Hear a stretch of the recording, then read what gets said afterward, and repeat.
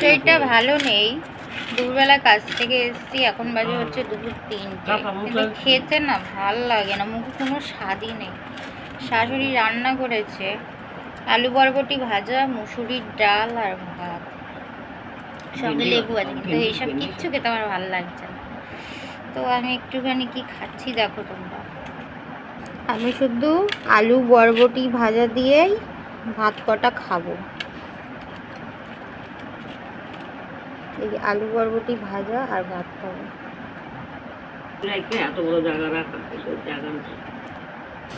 আমি এইরকম আলু বরবটি ভাজা দিয়েই আর ভাত খেতে ভালোবাসি।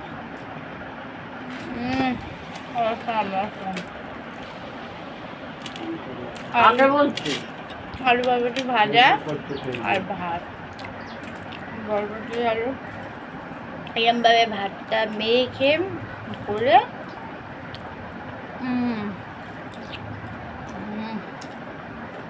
আমার সব থেকে ভাজা দিয়ে ভাত খেতে ভালো লাগে।